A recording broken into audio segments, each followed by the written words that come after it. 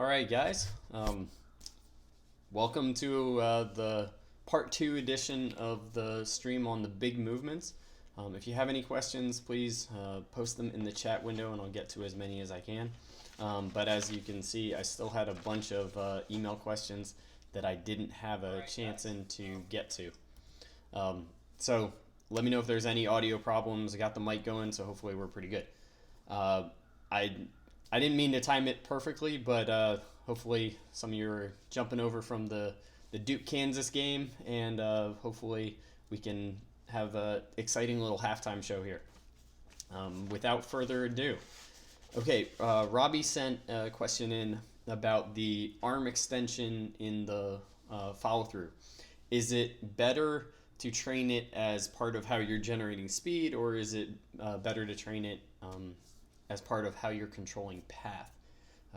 His comment was that he typically finds it works better training it with speed. Well, I'm not too big on absolutes because it could be related to how the golfer is controlling the path, or it could be how they're controlling the speed. One little kind of insight that I'll give is if it is more of a power related issue, then training positions is usually not as effective as training movements. And so when you're talking about arm extension, that can be more related to how they're powering the swing. Because what will happen is a lot of golfers down at the bottom will feel a sense of power by bracing and flipping their wrists, creating a lot of kind of tension in the forearms right around impact, versus having that continued motorcycle where the hands are still slightly ahead of the club head and the body is just continuing on the way through. So I tend to agree with Robbie's question that I think it's more of a creating speed element that a lot of golfers just feel stronger when they have more forearm tension, and then when they have that forearm tension, the body is going to stall right around impact. So training like my hit your arms drill or hit my arms tends to create more of a feeling of power with a different part of your body, and that tends to help really well with the getting the better flat spot or arm extension.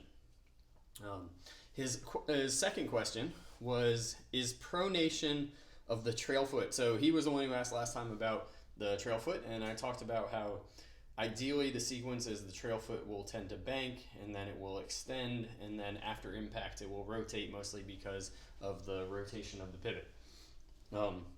His question was, is that pronation of the trail foot independent of, or is it a reaction of other movements?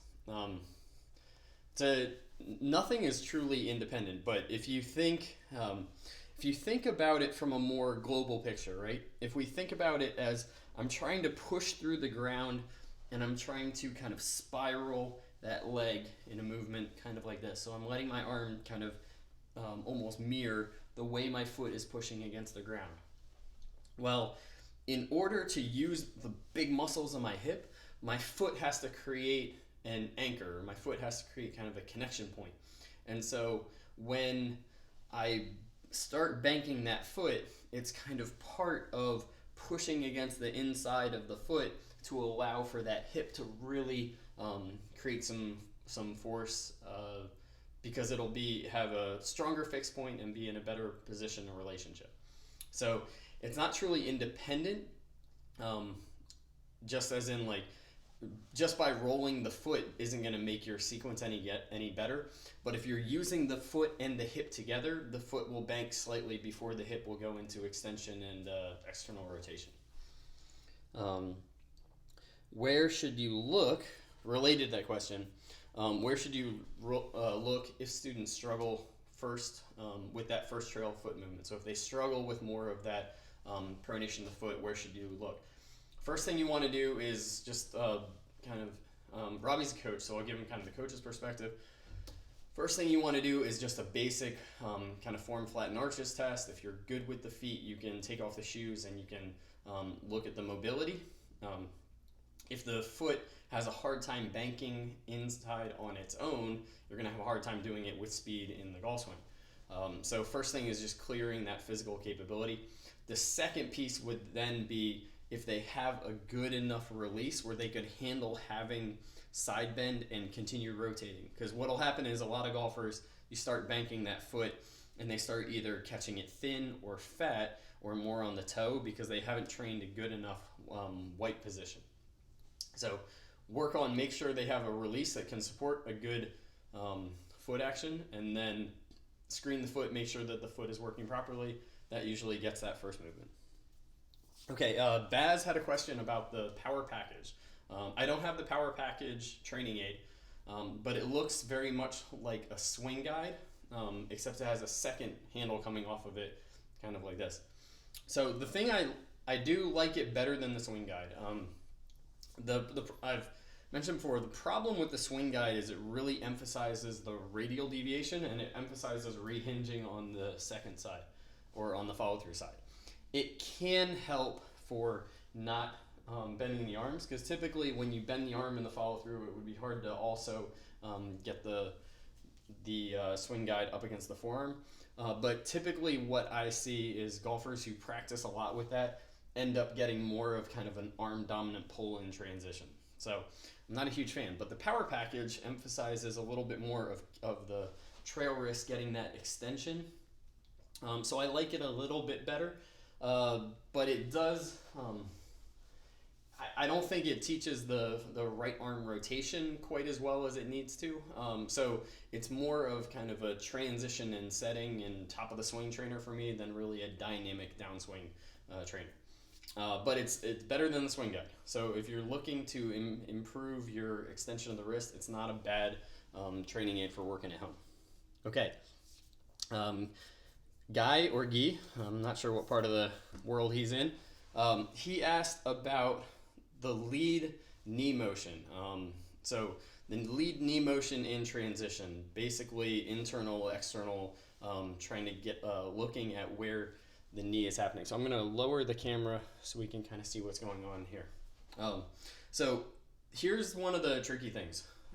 What the question relates to is in the transition of basically, okay, if the knee stays in like this and I shift, that's commonly referred to as internal rotation of the hip. And then if I get to the top of the swing and as I'm shifting that knee goes out, that's typically referred to as external rotation of the hip, or sometimes it's referred to as external rotation of the knee. By the book, like the true knee rotation would actually happen more at the ankle like this. So when I turn that foot in, that's the tibia rotating in, and when I turn the foot out, that's the tibia rotating out. So that's the true internal external rotation of the foot. So if I did of the knee. If I did external rotation of the knee, that's the same thing as the knee pointing in. So actually going that way would have more external rotation of the knee, where if I go more out like this, that would actually be more internal rotation of the knee. So the hard thing is the description that is most common doesn't really match the anatomical relationship. So the real question is, do I want to have that knee stay put as I shift, or should it work towards the target? I'll still be going into internal rotation. It's not a big difference as far as what's happening here at the hip, as in if I go this way, I'm going into internal rotation. If I go that way, it's going into internal rotation. The big difference is typically what's happening with the trail leg and what's happening with the upper body. Ideally, yes, it's going to have a little bit more of a look of following. You don't want to have that look of the knee coming in. That's typically from a little bit too much upper body lunge, or from going into that bad foot mechanic of spinning the heel as opposed to banking that foot. So I think the look he's going for and describing is correct, but the word of internal external rotation unfortunately isn't quite accurate. Okay, and then his last, his follow-up question was kind of what does that play in rotation? As I demonstrated, it's more of a sign of where the where the rotation is coming from. Here's how I look at it. So you want to take the big picture of what's the general movement, and the general movement in the can be broken down into torsion. So in the there's two different types of torsion. I would have positive torsion, which is when let's say it's to the left, it would be flexing forward and rotating, or negative torsion. So I would be extending and rotating. Those are a combination of movements but blend into one. So it's called torsion. In the backswing, we tend to have negative torsion. And then in the downswing, we're going to have positive torsion. And then during the release, we're going back into negative torsion. And when you look at it more from that perspective of the global picture of what's happening at the spine, then what's happening at the legs should match what you're trying to do with the spine. So it's not just that if you get the proper knee action, it will work perfectly. The key is making sure that the foot, the knee, the hip are all related to what the spine is doing. All right, I want to get through as many of these as I can. Bob asked a tricky question. He asked what muscle groups initiate the key movement. So what muscle groups initiate arm shallowing, the Jackson 5, and the motorcycle. So here's where, unfortunately, my brain would go. Yes, Mike Hunt, thanks for tuning in from Sweden. There's your shout out. I appreciate you. Okay, back to Bob's question.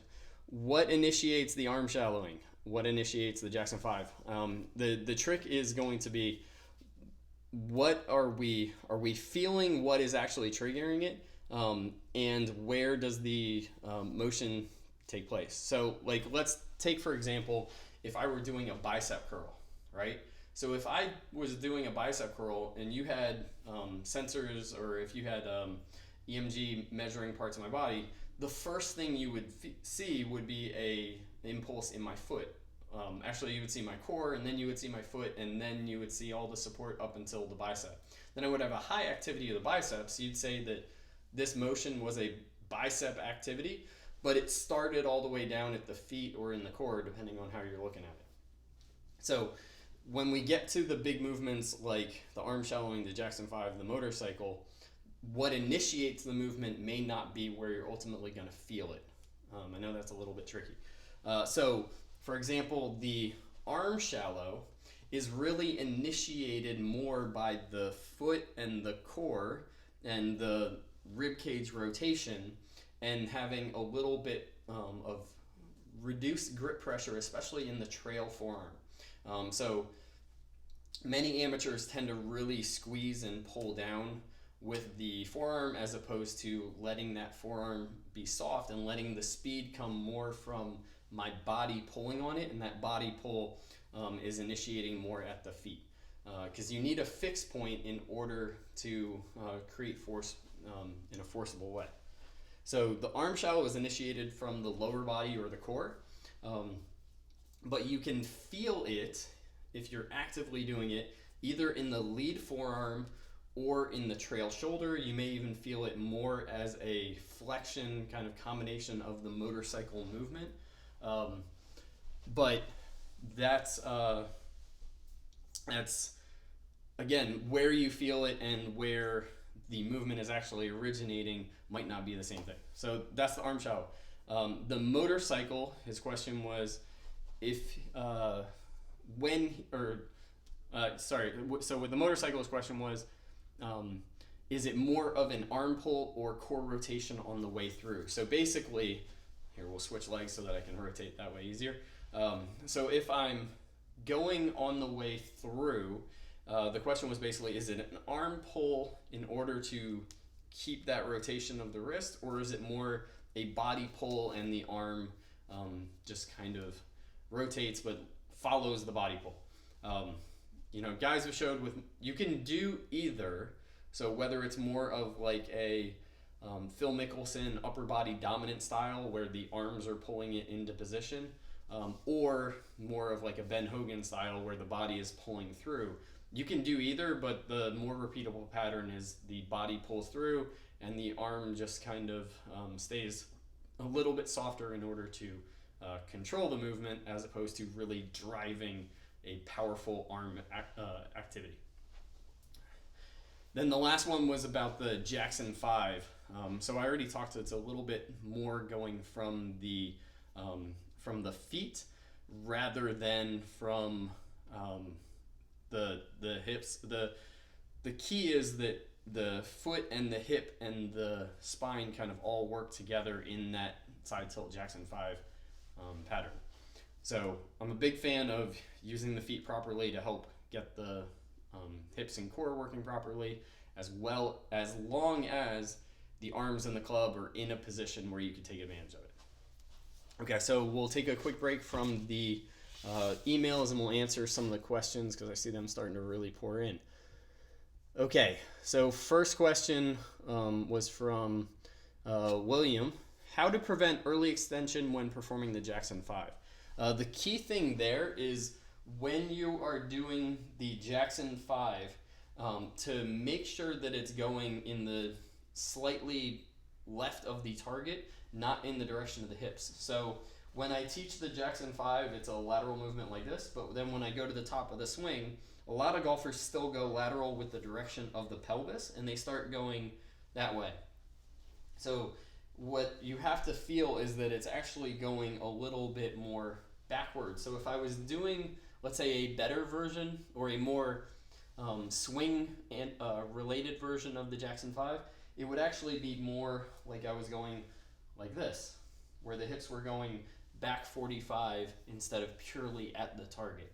That helps my body flex forward, which is part of that positive torsion pattern. So that's the other piece, is making sure that you're using your abs with that Jackson 5 and not just using too much of your back in order to move your hips. He had a second question. He got here first, so he gets 2 questions answered. Ideally, when does the club catch up with the hands after impact, both for driver and 6-iron?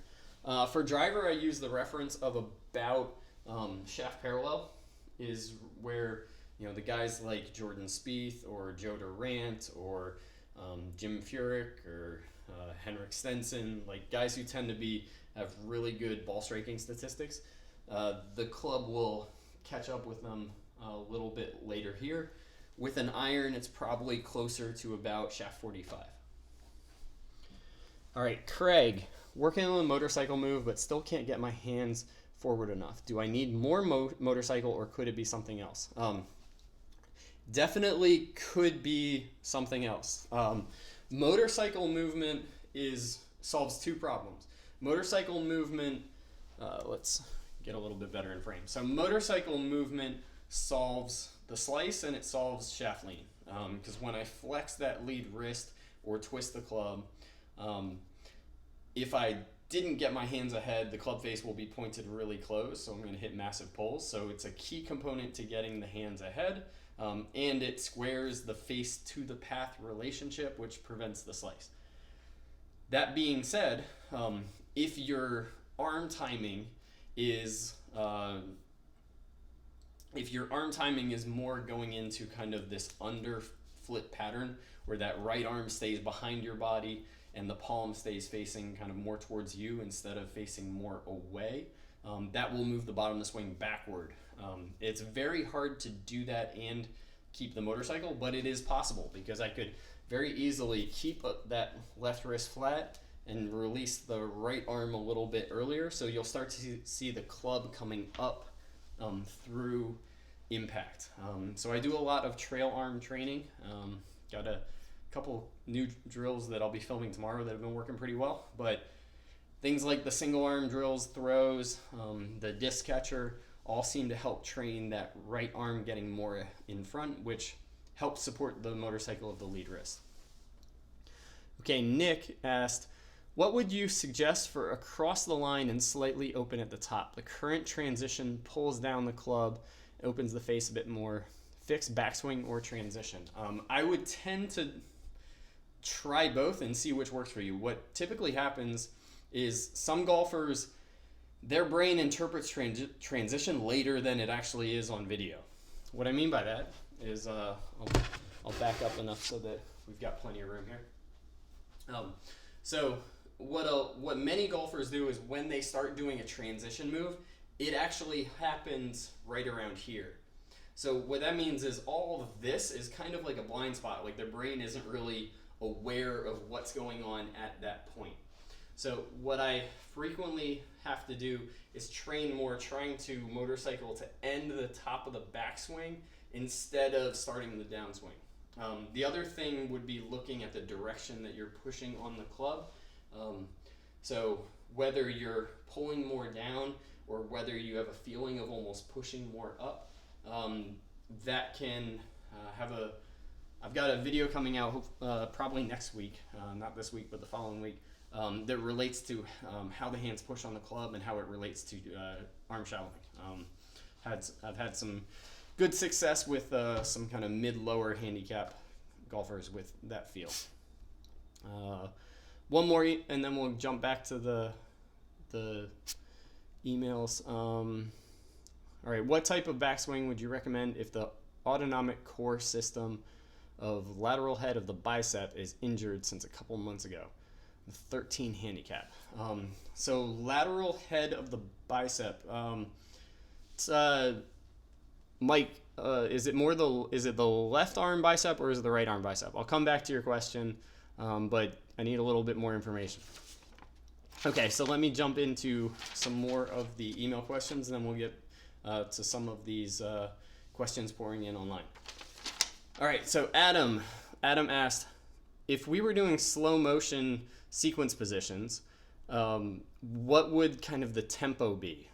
So basically, like if we had position 1 as the takeaway, 2 as the start of transition, 3 end of transition, beginning of release, 4 end of the release, would the tempo be even? Typically, all the research will show that the downswing is about a third of the backswing. So it has kind of a little bit more of a 1-2 versus a 1-2.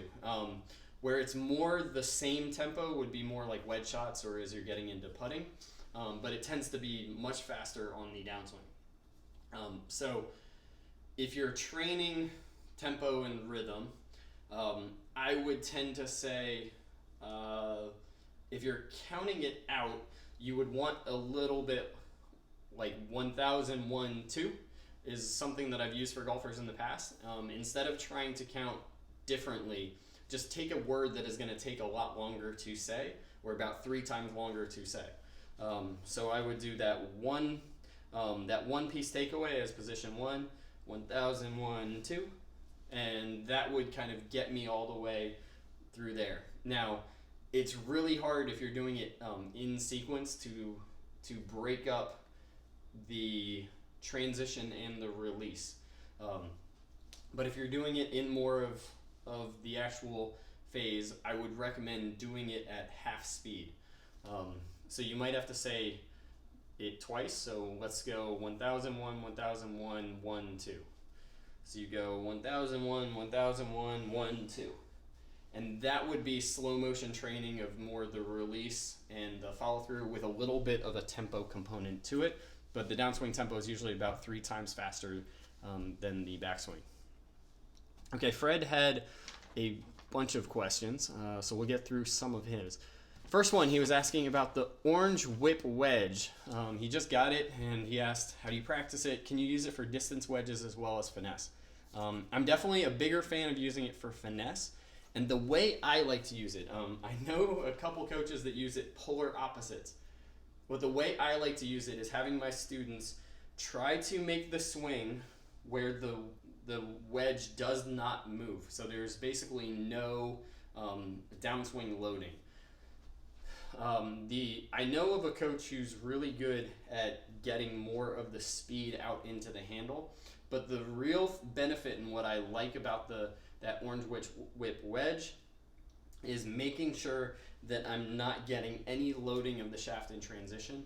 So feeling really almost casty and like the arms dropping and the weight of the club head is starting the downswing. We know that that's not truly the case. There's definitely some lower body movement, but it's a feeling of more the weight out at the club. And when you use the wedge, it won't bend and flex very much. His second, I don't like it as well for distance wedges, maybe up to about 50 yards. But when you start getting past there, if you do have any amount of motorcycle and shaft lean, motorcycle and more of a power sequence, it does tend to hit the ball off to the right. So I like it a lot more for around the greens. But I know that we're having Stan Utley here sometime this spring, so I'll pick his brain about how he uses it for distance wedges, because he's the king of that training tool. Okay, his second question. Do I prefer low flighted wedges with no divot? So there's two parts to this question. I do prefer low flighted wedges.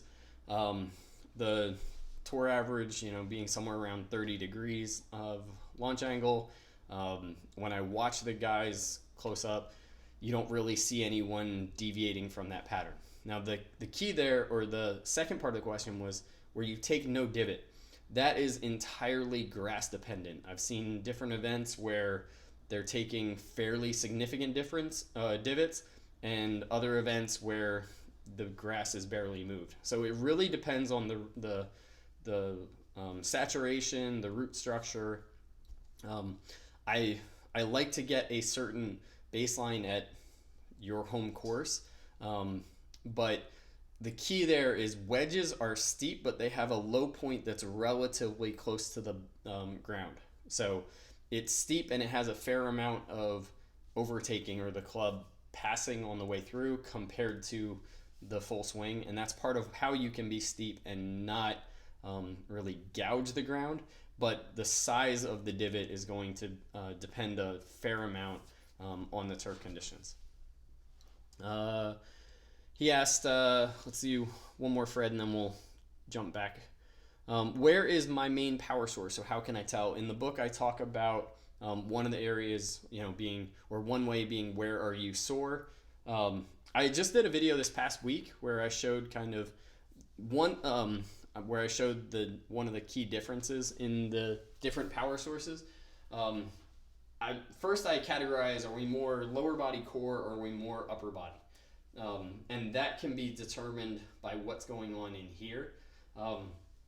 Once you've figured out whether you're upper body or more core, lower body, it gets a little bit trickier to try and identify exactly whether you're doing it more from the right side, or more from the left side, or right arm or left arm. And that's where I would go to more of the soreness. But he mentioned that he feels it more in his lower back, and that could be more of a transition, or more of a impact kind of compensation, as opposed to more of a creating speed, creating power phenomenon. So I would start with that kind of corner zone, but basically the blend of transition to release will reveal a lot. And then you can do strategies like, if you're more upper body dominant and you did more of a lead arm only or a trail arm only, which one feels the most similar? That'll give you an idea as far as right versus left. If you exaggerated more weight forward, weight back, you could break down the lower body a little bit that way. But it's more of an art than a true science to figure out your exact power sources that way. Actually, we'll do one more because he has a real quick one. How is lifting a power source? So I talk about chop versus lift, or crunch versus extend, a lot of those different patterns. So lifting is a power source just the same way a chop would be. So imagine I have a medicine ball or a cable machine, and I was going to pull a medicine ball or cable down that way. That would be creating force in that direction. Now imagine that I had a cable down there, and now I was going to pull that cable or throw a medicine ball up that way. That would be more of a lift pattern, and that's what you'll tend to see with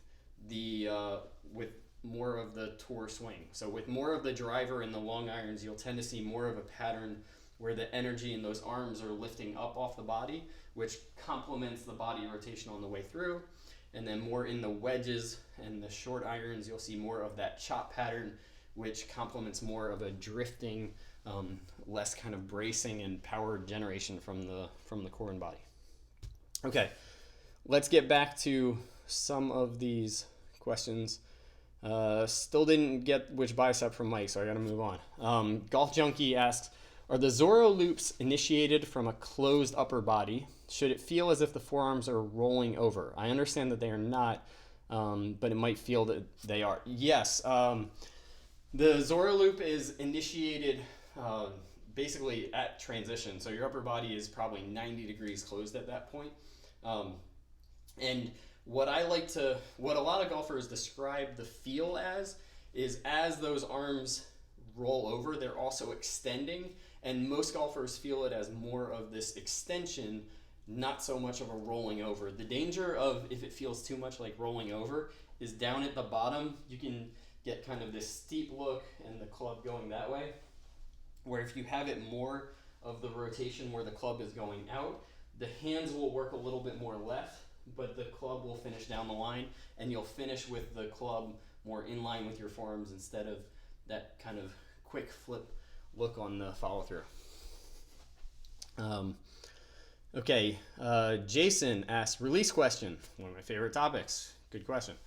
For one who has mobility limitations and struggles to get into right lateral bend, what other, perhaps earlier shallowing movements are essential to keep the path from going too far left?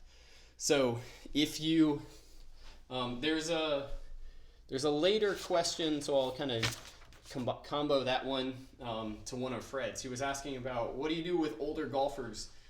Because once you get over the age of about 60, you lose about 2/3 of your right lateral bend. So you won't see too many Dustin Johnsons out on the senior tour. It's just a phenomenon of what happens to the spine. Well, I tell most of my senior golfers to do some stretching and try to get as much from the hips as you can, because there's no real reason you need to lose a lot of the hip mobility if you can't do the spine. But let's, for argument's sake, say that we've lost that ability to really right lateral bend, either from the hips or from the spine. So now, since this isn't going to get down towards the ground, I'm going to have to use my arms a little bit earlier. So straightening the arms is a shallower, and the danger is that will cause the low point to move backward unless I drift a little bit more forward.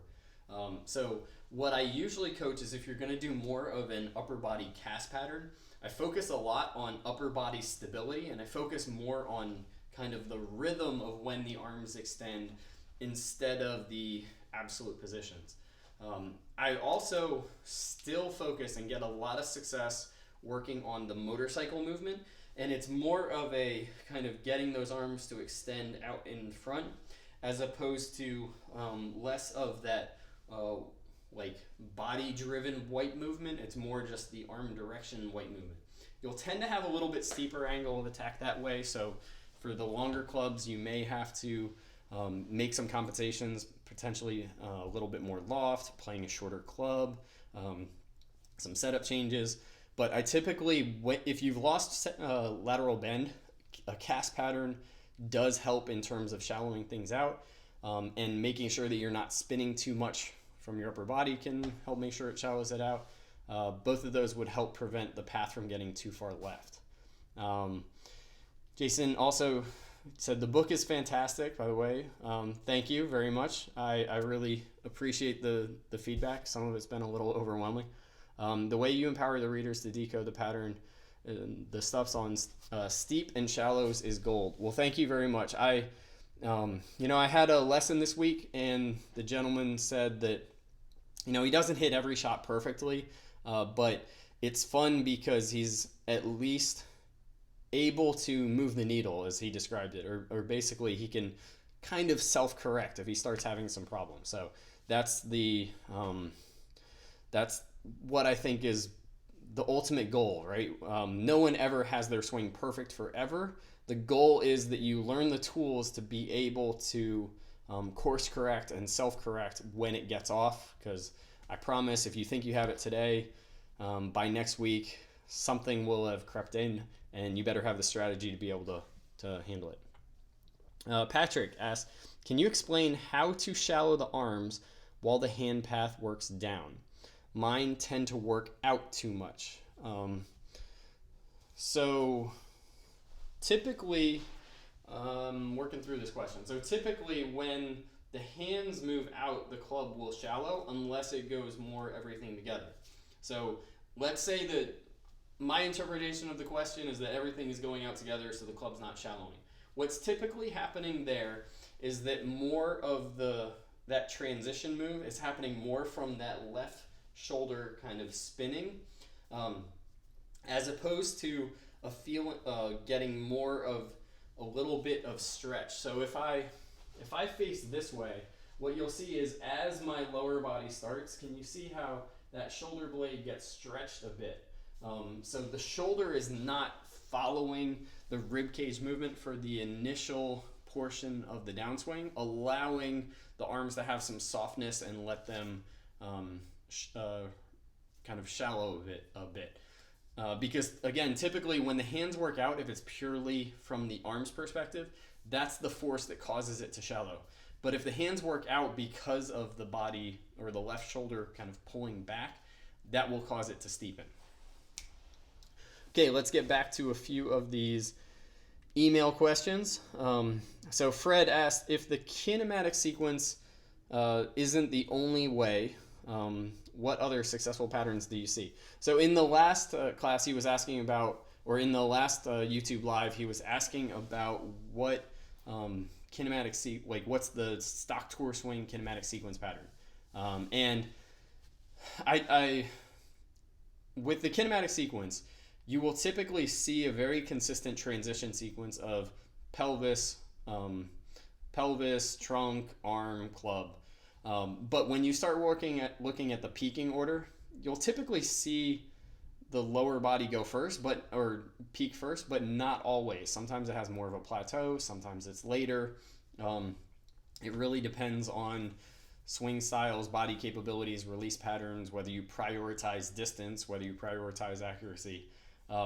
So the transition, I would say, you know what everybody said, the kinematics sequence shows absolutely correct. What everyone's talked from the ground up, all that stuff is well and true. If you're talking about the downswing peaking order, I've just seen way too many examples of really good ball strikers, like elite level tour ball strikers who don't have a perfect 1, 2, 3, 4 kinematic sequence. Oftentimes it's 1, 3, 2, 4. But there are some really good ball strikers where it's more stacked up, and the time delay between 1, 2, 3 is almost nothing. So I would say if you're use the kinematic sequence more as a reference for guiding what you want to work on in the gym, like where the potential injury points are, where the potential weaknesses or inhibitions are, and then use that as more of a long-term focus of what to work on rehab-wise, strength-wise, as opposed to the downswing peaking order being an absolute guide of what it takes to be consistent. So I kind of already answered his last question about golfers who can't left tilt during due to stiffness, but he did ask about what about early extension. Basically, okay, so if I can't left tilt, if I can't right tilt, then maybe I can early extend in order to create some of the shallowness. Well, I'm not a big fan of coaching early extension at any level. If you need to be taller to be shallower, then I would recommend starting taller to begin with for my older golfers. I think that the bigger combination is getting more of a cast pattern. So getting that arm to straighten a little bit sooner and timing that with the right amount of lunge and the right amount of upper body position. So I do a lot of upper body location training, making sure that they're pretty accurate with where that is. And I do a lot of rhythm training, and I still do a lot of the motorcycle training. It's just a little bit more arm driven instead of more body driven. Okay, question from Joseph. When he's working on the motorcycle, he says, when I kind of do it too quickly. And so basically what he's asking is, when he's doing the motorcycle, he kind of does it really aggressively at the top. And what ends up happening is it goes a little bit steep like this. So he tends to hit more of kind of steep and chunky pulls. what I would say there is really monitor the grip pressure, especially in that trail hand, um, and work a little bit more on the ulnar deviation or getting the club to shallow out this way while you're doing it. What can happen is if you just focus on that motorcycle movement, the pass starts to get too steep, and then you have some of what he described as toe contact. You have some of these predictable miss patterns that happen from more of a steepness, not from a motorcycle thing. He asked, when does the lead wrist go into supination? So on the 3D graphs, the lead wrist will start going into supination right around shaft 45. So kind of right about here is where the wrist starts to supinate. And the neat thing is as it's going in transition, so through here, it's pronating so that I can start supinating without having the club follow it initially. So it kind of ramps up. It's not really an explosive action, but it starts right about here and it'll end basically at the end of the release, roughly shaft parallel to the ground. Here's the last question. How does the trail wrist go into extension from P2 to the top of the swing and make it more vertical, not behind? Well, when we look at how the wrists are on the club, that trail wrist is not truly on the side of the club. It's a little bit more on top. So when I extend the wrist, especially if I add radial deviation at the same time, that will tend to move the club more up in line with the forearm as opposed to around this way. To get it more around this way, you'll see in addition to extension, I also had to do a fair amount of rotation, right? So working on that trail wrist to extend while radial deviating will help make it more vertical as opposed to extension and letting that shoulder rotate or letting that lead arm come away too much, which would make it a little bit more horizontally. The key there is that if you get it more vertical, so if you're across the line, I'll exaggerate, if I'm really across the line, then I really have to shallow.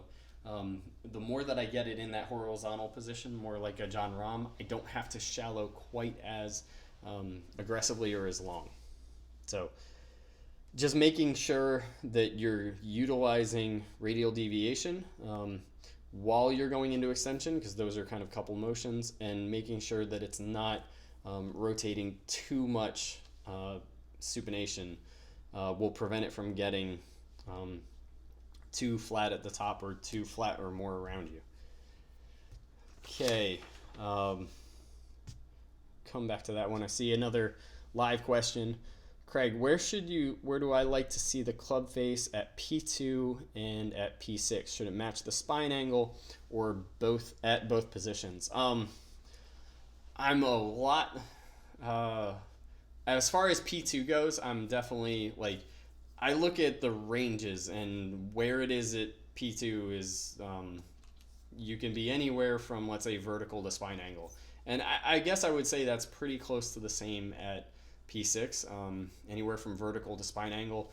The key thing is understanding the relationship of, okay, the more closed it is, the more that I could body rotate and wipe, so the more I could potentially take the hands out of it.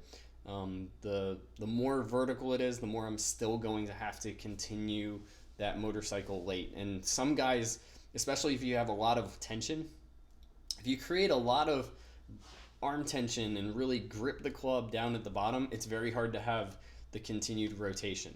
So if you know that you have a constitution where you're really going to hold on the way through and tighten those arms, then I would probably try to get it a little bit more close to spine angle.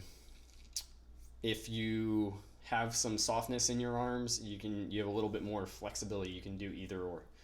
Now that being said, if we're now talking short irons, wedges, I would like to see it closer to toe vertical. If you're looking at more driver long irons, I would like to see it closer to the spine angle. But it's more matching relative pieces rather than an absolute look that you're trying to train. Okay, last one. But quick one on here. Is there an archive? I believe that they're linked on YouTube. For those on the site, I am going to copy them over and create a playlist of all the archived Q&As. So that way you can check out all the ones that I've done in the past. Okay, Jim had a last minute question. He emailed right before about the right arm. What does the right arm do in the backswing and the downswing, specifically the right wrist? So he had some really good success working on the motorcycle and the wipe combo, but then he was getting a little bit of a steeper miss pattern. So we started to try to introduce some older deviation, and in getting that older deviation, we were losing what's going on at the trail wrist.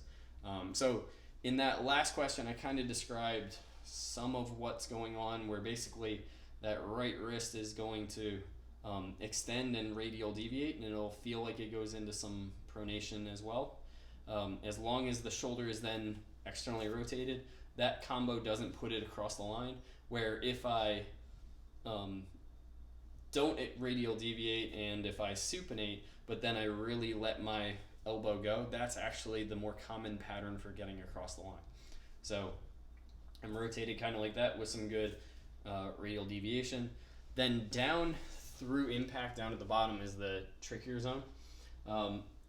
Through early part of transition, mid kind of late transition before you get into the release, it's going to increase that extension, radial deviation and extension, so it's going to have that little wipe look.